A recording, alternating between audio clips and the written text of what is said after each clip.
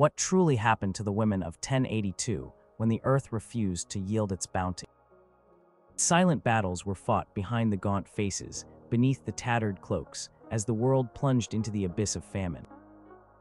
Can you imagine the choices they faced, the burdens they carried, the very air they breathed heavy with despair? 11. The invisible scars of sexual violence. The air hung heavy with the scent of damp earth and desperation, a smell that clung to everything in the famine-stricken lands of 1082. For women, this desperation often curdled into a specific, horrifying vulnerability that went largely unacknowledged, unrecorded, and certainly unpunished in the grim chronicles of the time.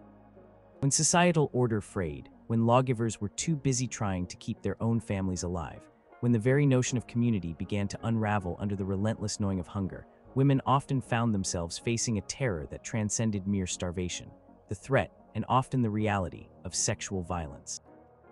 It was a suffering whispered in shadows, a burden carried in silence, leaving scars far deeper than any hunger pangs. Imagine a young woman, perhaps barely past childhood, forced to venture further and further from her meager dwelling in search of any edible scrap. A handful of wild nettles, a few shriveled roots, these were her treasures. But with each step into the desolate countryside, her vulnerability grew. The roads, once pathways of commerce and neighborly visits, became fraught with danger. Desperate men, sometimes soldiers whose wages had ceased, sometimes brigands who preyed on the weak, sometimes even former neighbors driven mad by hunger, saw women not as fellow sufferers, but as objects to exploit. The very act of foraging, a necessary task for survival, became a journey through a landscape of fear. A rustle in the bushes, a shadow moving too swiftly, the glint of a crude weapon, these were the harbingers of a terror that could strip a woman of her dignity, her agency, and her very sense of self. Historians understand that periods of extreme societal breakdown, like famines, often correlate with a sharp increase in violence against women. Without the protection of strong family units, without the enforcement of communal laws, women became easy targets. A woman weakened by hunger, her body barely able to sustain itself, had little physical defense against an aggressor. Cries for help would often go unheard in the vast, silent emptiness of the countryside, or if heard, ignored by others too consumed by their own struggle for survival to intervene. There was no recourse, no justice system to turn to. The legal frameworks of the time, already biased against women, simply collapsed under the weight of the crisis. A woman who suffered such an assault often had no one to tell, nowhere to seek solace. Her family, if they even discovered what had happened, might view her with shame, a burden, or even a damaged commodity in a world where all human value was rapidly diminishing. This violence was not always perpetrated by strangers. Sometimes the desperation within families themselves could erupt into abuse. A husband, frustrated and starving, might turn his rage upon his wife. Patriarchal structures of the 11th century meant that women were often considered property, and in times of scarcity, their worth diminished further, making them even more susceptible to control and violence within their own homes. The home, which should have been a sanctuary from the outside world, could become another source of terror, silent and inescapable. A woman might endure repeated assaults, her body and spirit slowly breaking under the dual pressures of hunger and intimate brutality, with no escape in sight. The psychological toll of such experiences was immense and enduring. Trauma of sexual violence, layered upon the trauma of starvation and loss, could shatter a woman's soul. She might become withdrawn, unable to trust, living in a constant state of fear. The invisible scars of these assaults would remain long after any physical wounds healed, haunting her sleep, shaping her interactions, and fundamentally altering her perception of herself and the world. In a society where a woman's honor and purity were often tied to her social standing, the victim of sexual violence could face further ostracization, becoming an outcast even among her own kin. She carried not just the pain of the assault, but the shame and the unspoken burden of her violated body, in a world that offered no understanding, no compassion, and no path to healing.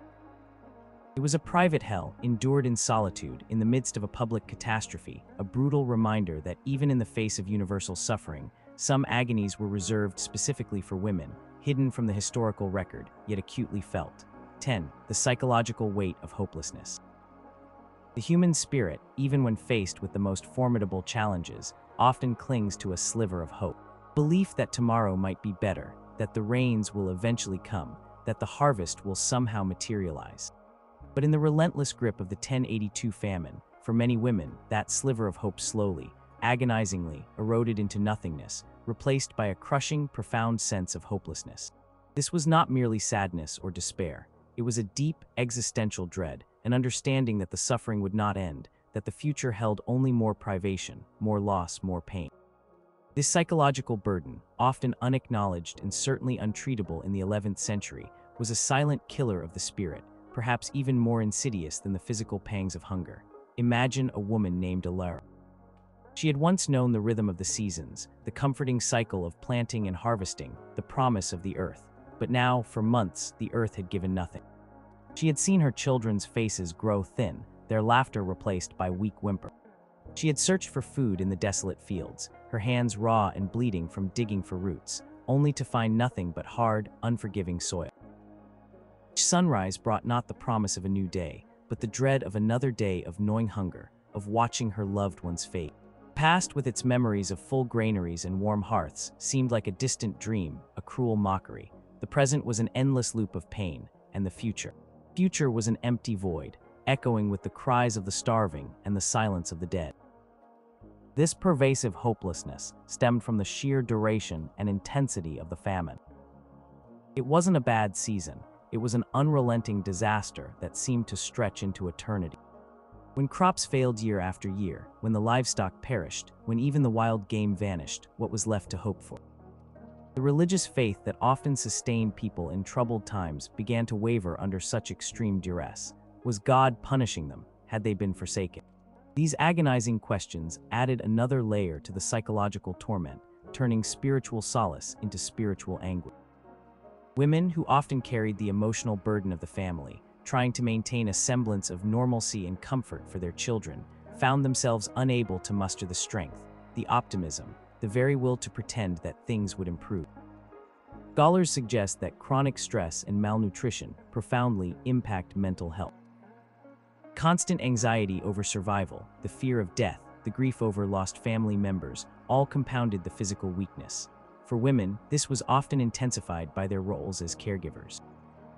They witnessed the suffering of their children and husbands firsthand, internalizing that pain, feeling responsible for their inability to provide. The inability to nurture, to protect, to fulfill the fundamental duties of a mother or wife, chipped away at their self-worth, leading to deep feelings of inadequacy and guilt. They saw no way out, no escape from the endless cycle of hunger and despair.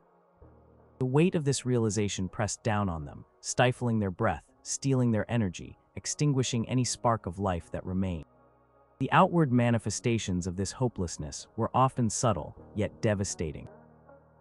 A woman might simply sit, staring blankly, her eyes devoid of expression, her body listless. She might cease to speak, retreating into a world of inner turmoil. She might perform her daily tasks, foraging for water, tending to the sick with a robotic detachment, her actions driven by instinct rather than will. The vibrant spirit that once characterized her, her laughter, her dreams, her hopes for her children's futures all withered away. She existed, but she did not truly lie. This profound mental suffering was rarely understood or even recognized as a distinct ailment in the 11th century. It was just another symptom of the famine, another quiet way that the women of 1082 were consumed by the unimaginable horrors of their time, leaving behind only the husks of their former selves, haunted by the ghost of a future that would never come. 9. The physical toll of disease and weakness. In the harrowing year of 1082, as famine tightened its suffocating grip, the constant gnawing of hunger was only the beginning of a woman's physical suffering. Body starved of nourishment becomes a hollowed-out vessel, its defenses crumbling, its strength evaporating. For women, often already depleted by childbirth and the ceaseless labor of daily life, this physical decline opened the door to a terrifying array of diseases that swept through the population with lethal speed, transforming hunger into a death sentence. Physical toll was not merely discomfort, it was a relentless assault on every cell, every organ, culminating in an agonizing, drawn-out demise. Imagine a woman named Miriam, once strong and capable, her hands accustomed to the heavy work of the farm. Now her muscles had wasted away, leaving her bones starkly outlined beneath thin skin. Her eyes, once bright, were sunken and hollow, staring out from a face etched with the ravages of starvation. Her hair, once thick, was brittle and sparse, falling out in clumps. She moved with a shuffling gait, each step an immense effort, her body swaying precariously, perpetually on the verge of collapse. The simplest tasks, drawing water from the well, bending to pick up a fallen twig, became monumental feats, leaving her gasping for breath, her heart pounding erratically against her ribs. Chronic malnutrition systematically weakens the body's immune system, turning even common ailments into deadly threats.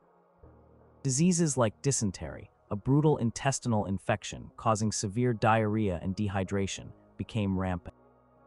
Without proper hygiene or access to clean water, and with people crowded together in desperate search of food or shelter, these diseases spread like wildfire. The body, already struggling to survive on a handful of roots and a few meager berries, had no reserves to fight off such an onslaught. Dehydration caused by dysentery would quickly lead to delirium, organ failure, and a miserable death. For women already experiencing extreme fluid loss due to starvation, this was often a swift and inescapable end. Other illnesses like typhus, spread by lice that thrived in unhygienic conditions, were equally devastating.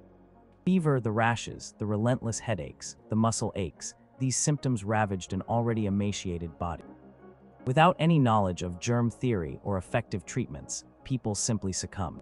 Women, often the primary caregivers for the sick in their families, were at an elevated risk of contracting these contagious diseases. They would nurse their ailing children, their feverish husbands, wiping their brows, tending to their needs, knowing full well that each contact could bring the infection closer to them. Their selfless acts of care became pathways for their own demise, their bodies too weak to mount a defense against the virulent invader. Beyond the major epidemics, there were countless other afflictions that preyed on the starving. Scurvy, caused by a severe lack of vitamin C, led to bleeding gums, bruising, and extreme fatigue. Pellagra, from a deficiency of niacin, manifested as skin rashes, digestive issues, and mental confusion. Edema, the swelling of limbs and face due to fluid retention from severe protein deficiency, was a common and painful sight, making movement even more arduous. Every cut, every scrape, every small infection became a potential avenue for sepsis and death. Constant cold, the dampness, the lack of warm clothing, especially as the material grew thin and tore further, weakened their already vulnerable bodies, leading to respiratory infections and pneumonia. For women in 1082, their physical suffering was a tapestry of unrelenting pain, a slow and agonizing disintegration of the flesh. They were not merely hungry, they were dying from the inside out, their bodies betraying them, their strength fading with each passing day. This silent attrition, this relentless assault of illness and extreme weakness, transformed their lives into a daily battle for breath, a constant struggle against the inevitable, until their emaciated forms finally gave way, leaving behind only the stark proof of their terrible endurance. 8. The strain on marital and family bonds. Bonds of family, often seen as unbreakable fortresses against the world's harshness, faced an unprecedented siege during the famine of 1082. For women, who were frequently the emotional anchors of their households, the gradual erosion of marital and familial relationships was a deeply personal and agonizing suffering, twisting the very foundations of their existence. Love, loyalty, and shared purpose often buckled under the unbearable pressure of starvation, turning cherished connections into sources of unbearable tension, resentment, or even outright abandonment. Imagine a family unit, perhaps a mother, father, and a few children, huddled together in a dwelling that offered little warmth or comfort. Before the famine, they might have shared meals, laughter, and the quiet rhythm of daily work. Now, each day was a desperate calculus of survival. Food, when it could be found, was painstakingly divided. A tiny scrap of bread, a meager handful of foraged greens, who would receive the largest portion, the weakest child, the strongest adult, necessary for seeking more food. This agonizing decision, repeated day after day, chipped away at the unity of the family. The very act of eating became a source of tension, guilt, and unspoken accusation. The mother, often the one distributing the scarce sustenance, bore the heaviest burden of these impossible choices, witnessing the silent resentments festering between her loved ones. For married women, the relationship with their husbands underwent profound changes. A man, once a provider and protector, might find himself unable to fulfill these traditional roles. The shame, the frustration, the gnawing hunger could transform him. He might become withdrawn and sullen, his silence heavy with despair. Or he might become irritable and prone to outbursts, his fear and anger lashing out at those closest to him. The emotional support that a wife might once have relied upon vanished, replaced by a constant state of anxiety and trepidation. Arguments, once minor spats, could escalate quickly into violence, fueled by desperation and a complete lack of emotional reserves. A woman might find herself not only starving, but also living in fear of her own partner, her marital home transformed into a battlefield of desperation. Records from similar historical famines suggest that abandonment was a grim reality. Men, sometimes unable to bear the burden of watching their family starve, or believing they might find food more easily alone, would simply disappear. For the women left behind, this was a betrayal of unimaginable proportions.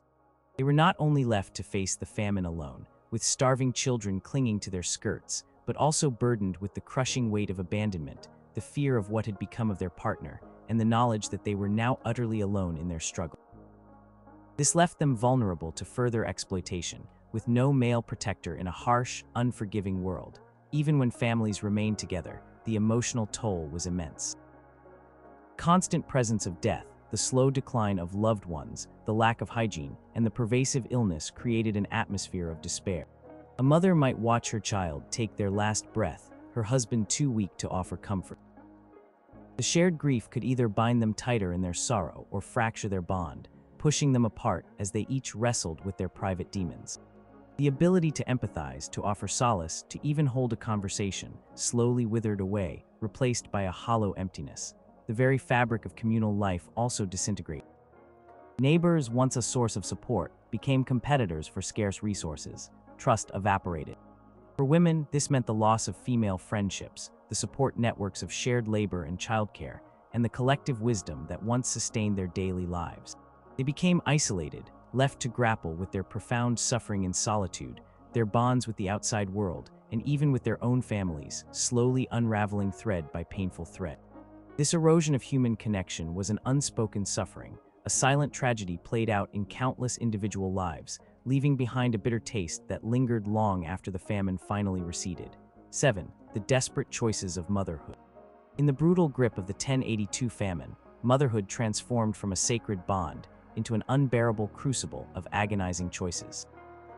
For women, the suffering was not just about their own hunger, but the impossible, soul-crushing decisions they were forced to make regarding their children's lives, decisions that left indelible scars on their hearts and minds, often unshared and utterly devastating. These were not choices made by cruelty, but by the ultimate, desperate love of a mother, pushed beyond the limits of human endurance. Imagine a young mother, perhaps holding her infant, their cries for milk growing weaker by the hour. Own breasts, starved of nourishment, were dry, offering no sustenance. Child was fading before her eyes, its tiny ribs visible through translucent skin. She had tried everything, foraging for edible roots, begging for a scrap of food, even considering the unthinkable. What could a mother do when her own body, designed to nurture, could offer nothing but emptiness? This was a suffering that went beyond physical pain. It was the ultimate failure of a mother's instinct, a betrayal by her own biology, leaving her helpless to save the life she had brought into the world. Desperation could drive a woman to choices that haunted her every waking moment. One such agonizing choice was the abandonment of a child. While unthinkable in normal times, chronicles from severe famines hint at instances where parents, driven to the absolute edge of despair, would leave a child by the roadside, in a village they were passing through, or at the door of a wealthier household. The hope, however faint, was that someone else, anyone else, might have the resources to keep the child alive, something the mother herself could no longer do. This was not a renunciation of love, but a desperate gamble for survival, a silent scream of agony. The mother would walk away, her heart tearing, leaving behind a piece of her soul, knowing that she might never see her child again, haunted by the image of their last hungry gaze. Guilt and grief of such an act would consume her, an invisible burden heavier than any physical starvation. Even more horrifying, though almost entirely unrecorded due to its taboo nature, was the grim possibility of infanticide. While unimaginable in normal circumstances, extreme starvation and the complete absence of resources could push a mother to the ultimate horrific act, out of a twisted sense of mercy, to spare a child a slow, agonizing death, or to preserve the lives of other, perhaps stronger, children. This was not a choice made lightly or with malice, but a shattering act of desperation, a brutal answer to an unsolvable problem.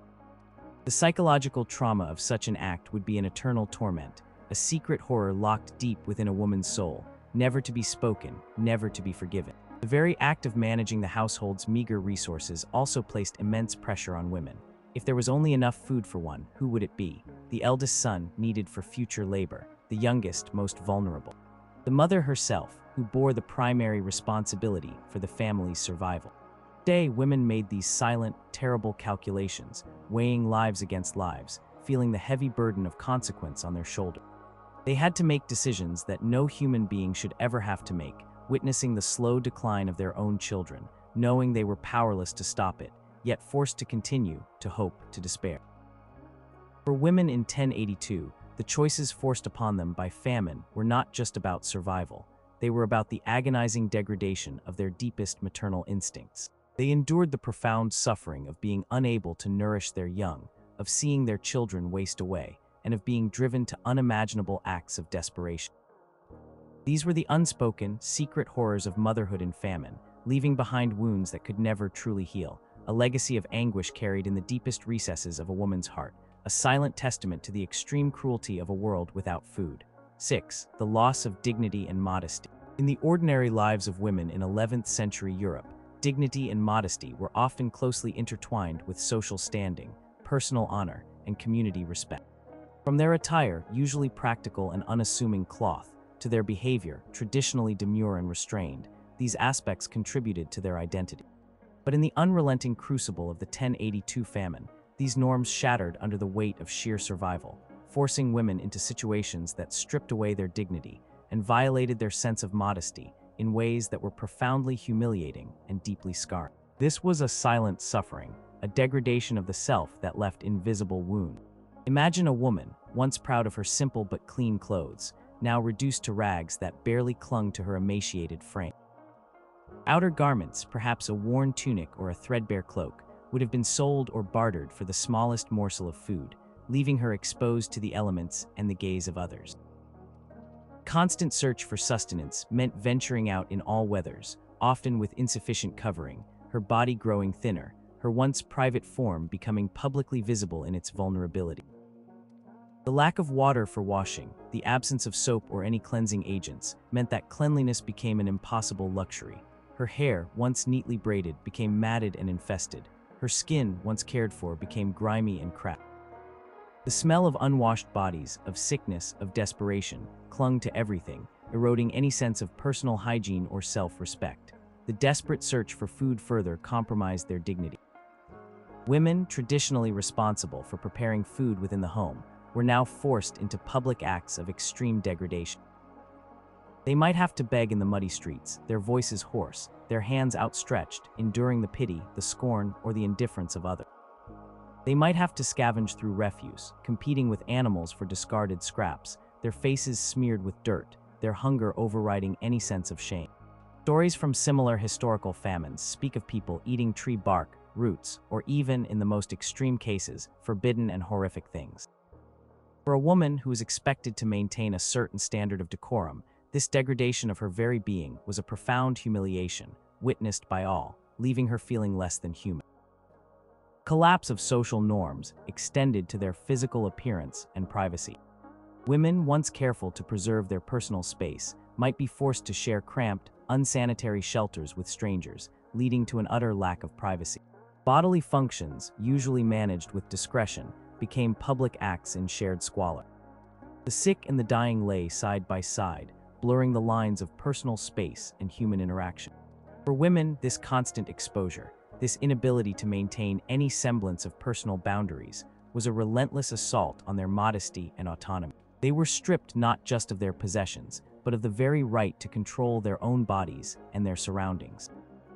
Moreover, the desperation could lead to a loss of agency in choices related to their bodies. A woman might be forced to consider unthinkable acts to acquire food for her children, trading sexual favors, or even being sold into servitude by desperate family members. While not directly sexual violence, these were acts born of coercion and the complete loss of options, stripping her of personal autonomy and reducing her to a commodity. These were decisions born of agony, leaving behind a deep, internal shame that was impossible to escape. For the women of 1082, the famine did not just starve their bodies, it systematically dismantled their sense of self, their respect, and their place in the world. They lost their dignity not through choice, but through necessity, compelled by a relentless hunger that devoured not only their flesh, but also the very core of who they were. This was a quiet, internal suffering, a daily humiliation that left an indelible mark on their spirit, a wound far more profound than any physical scar. 5. The hidden workload of survival. While men often ventured further afield in desperate search of food or labor during the 1082 famine, women carried a distinct and often invisible burden: the crushing, relentless workload of day-to-day survival within the immediate confines of their depleted households. This was not the work of planting and harvesting, which had ceased. It was a desperate, energy-sapping struggle to keep life going, even if barely, all while battling their own extreme hunger and physical weakness. This hidden labor, performed ceaselessly and thanklessly, was a profound and often overlooked suffering. Imagine a woman named Agnes, her stomach gnawing with emptiness, her head swimming with dizziness.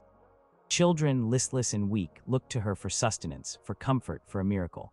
Even though the fields lay barren, her day was far from empty. First, there was the endless search for water. Wells might have dried, or the water was contaminated, requiring a long, arduous trek to a distant stream or spring. Carrying heavy buckets, her frail body swaying with each step, was a monumental task that consumed precious hours and what little energy she possessed. The water, once collected, still needed to be boiled over a meager fire to make it somewhat safe, if fuel could even be found.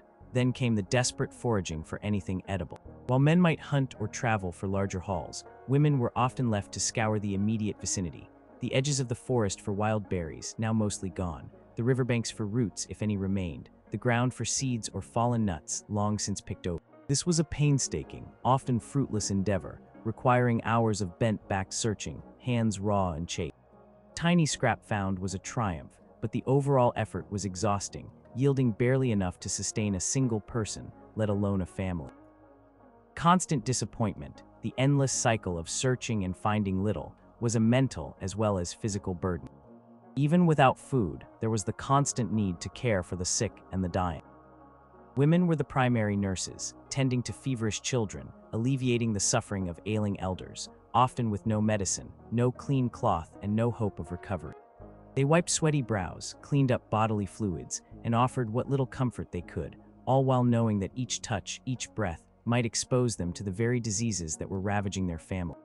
The emotional toll of watching loved ones fade away, coupled with the physical demands of their care, was immense. They bore witness to unimaginable suffering, absorbing the pain of their entire household. Beyond direct care, women also struggled to maintain a semblance of home life. What little remained of their personal belongings needed protection. Their small dwellings, often just a single room, needed to be kept as clean as possible, a futile battle against the pervasive dirt and disease. Clothing, if any still existed, needed mending to provide warmth, despite the lack of proper materials. Few remaining household items needed to be managed, perhaps to be bartered for a scrap of food.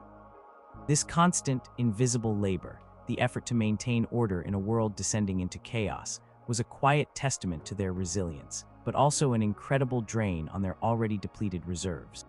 This hidden workload was relentless, beginning at dawn and continuing until late into the night, with no respite, no rest, and no hope of adequate nourishment. It was a physical and mental grind that left women utterly exhausted, their bodies aching, their spirits weary. The suffering was not just the gnawing hunger, it was the ceaseless, thankless labor required just to exist, to keep a fragile flame of life flickering for their families, all while their own strength ebbed away with each passing, starved hour. 4. The erosion of social standing and safety. In the stratified society of 11th century Europe, a woman's social standing, however humble, offered a degree of protection and identity. Whether she was a peasant wife, a merchant's daughter, or a noblewoman, her position within the community provided a framework of expectations, rights, and a measure of safety. The famine of 1082, however, systematically eroded these frameworks, plunging women into a terrifying void where their established social roles dissolved, leaving them exposed, vulnerable, and often without any recourse. This was a profound suffering, as it stripped away not just their material possessions, but their very place in the world. Imagine a woman who, before the famine, had a respected role in her village. Perhaps she was a skilled weaver, or known for her herbal remedies, or simply a diligent farmwife with a good reputation. When the crops failed and continued to fail, her skills became useless. A skilled hand that could produce fine cloth was worthless when people had no grain to trade for it. Her reputation, built over years of hard work, offered no protection against hunger. Her social standing, once a source of quiet pride, became irrelevant. Community itself, once a source of mutual support and protection, fragmented under the pressure of individual survival. Neighbors, once trusted, became competitors or even threats. This dissolution of community ties left women isolated and profoundly insecure. For women, especially those without strong male protectors, this erosion of social order translated directly into a heightened threat to their safety. As law and order broke down, brigands roamed the desperate countryside, preying on the weak. Women, often alone or with young children, became easy targets for theft, violence, and exploitation. The very roads they once traveled freely became pathways of danger. There was no local lord to appeal to, no village elder whose authority was respected, no communal justice system to enforce peace. The established norms of behavior, which once offered a protective veneer, vanished, replaced by the brutal logic of survival of the fittest. Records from similar historical famines indicate mass displacement. People abandoned their homes in search of food, becoming refugees in their own land.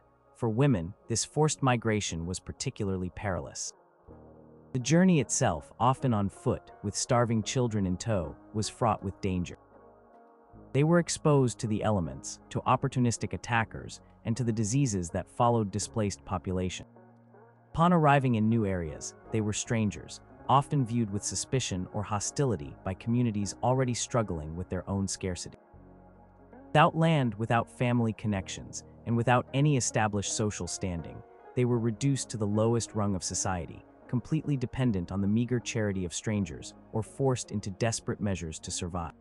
Furthermore, the economic collapse that accompanied the famine disproportionately affected women.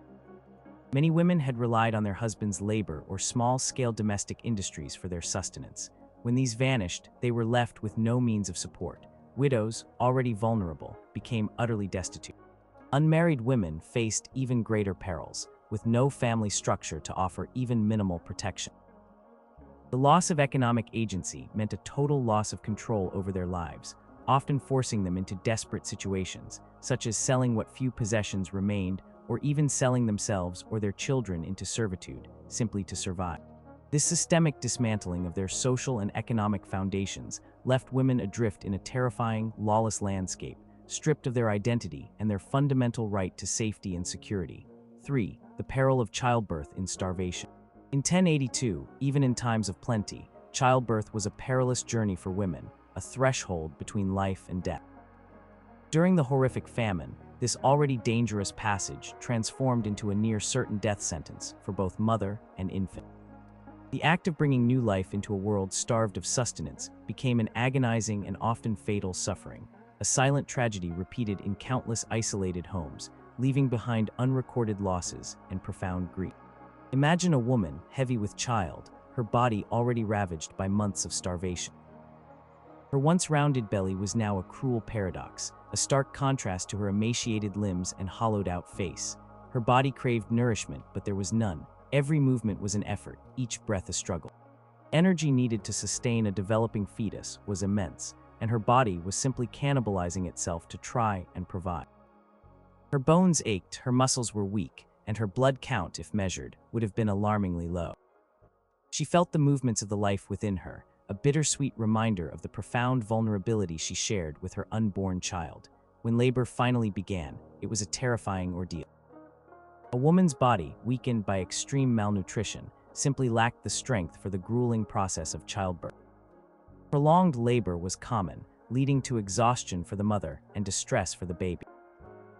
Without adequate food, her muscles, including those of the uterus, were too weak to contract effectively. The process could stretch for days, each hour draining her remaining life force. There were no midwives with clean hands, no comforting remedies, no medical assistance of any kind for the vast majority of women. She labored in silence, perhaps in a cold, damp corner of a hovel, attended only by a frightened husband or an equally weak older female relative. The outcome was often devastating. Starved mothers were more likely to deliver stillborn infants, or babies born so small and weak that they could not survive the first few days. Even if a baby was born alive, the mother's body, utterly depleted, often could not produce breast milk. The agonizing reality of a starving infant, crying weakly for nourishment its mother could not provide, was a particular torment. The despair of seeing her newborn fade away before her eyes, a life so recently brought forth extinguished by the very conditions that had ravaged her own body, was an emotional wound that would never heal. Joy of new life was replaced by the bitter taste of death, another burden added to her unbearable load. For the mother herself, the act of childbirth in such a state was often fatal. Hemorrhage, infection, and eclampsia, conditions that even today carry risks, were almost certainly death sentences for a woman whose body was already failing.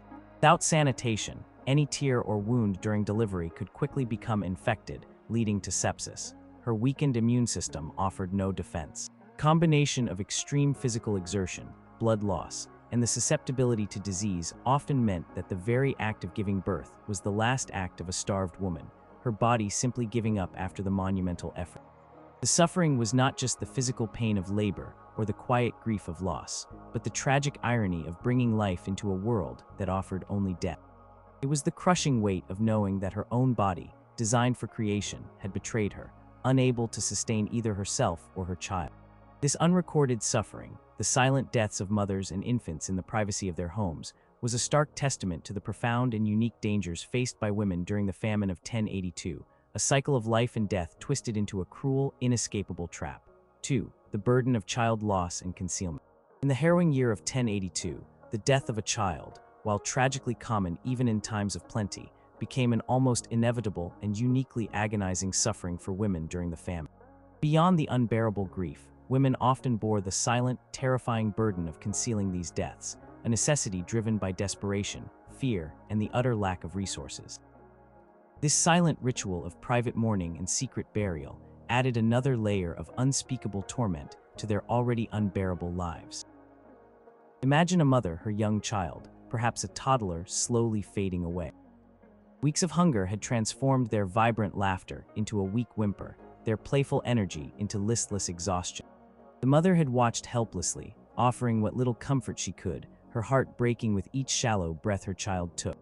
When the final moment came, often quietly in the night, it was a profound agony. The bond between a mother and her child is primal, and to lose a child to starvation, to feel utterly powerless to save the life she brought forth, was a wound that would never heal. The immediate pain was overwhelming, a raw, visceral grief that clawed at her soul.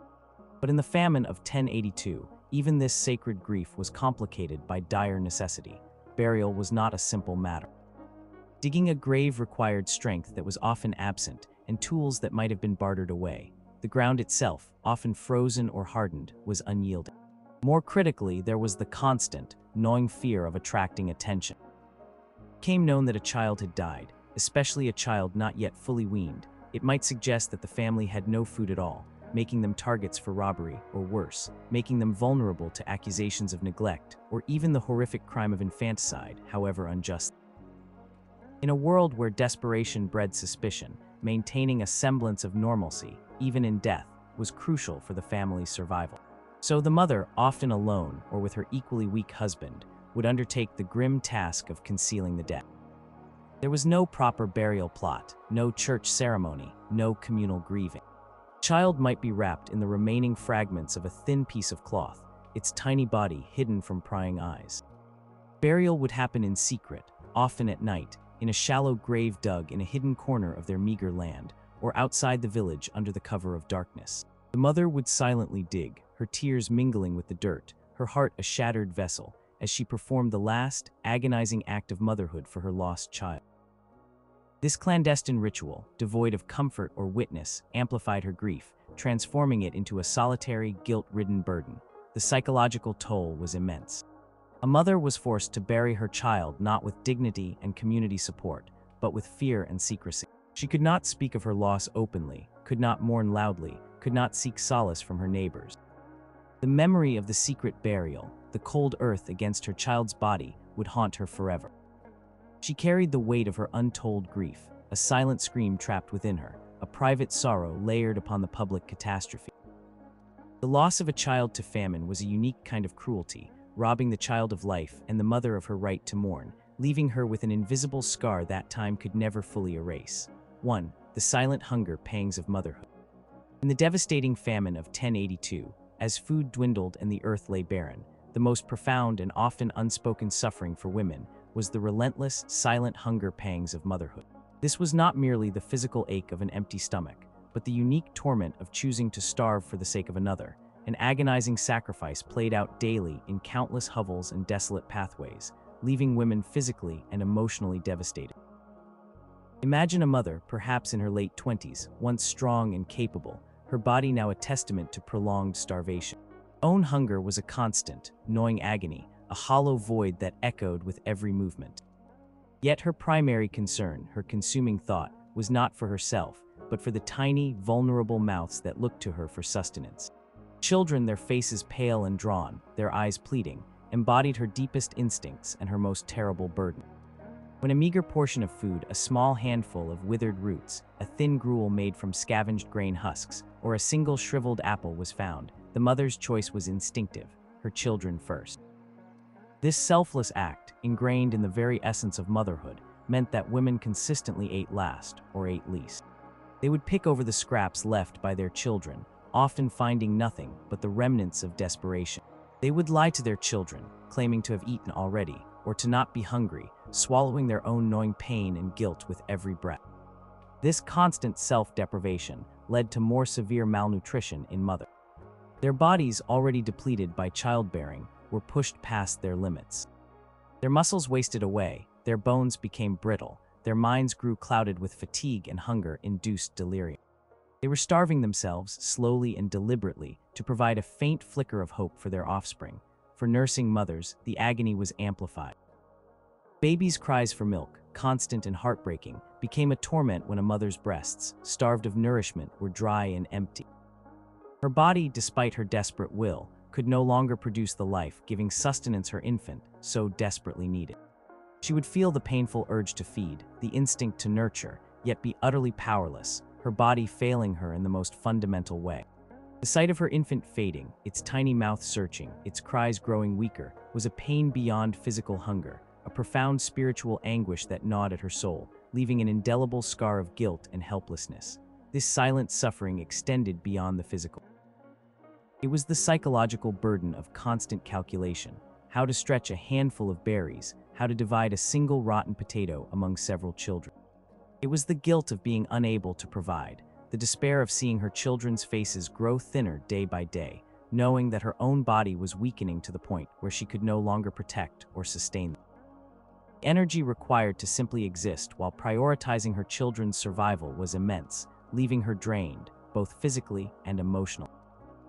In the grim narrative of the 1082 famine, the quiet, daily sacrifice of mothers was a constant, excruciating reality.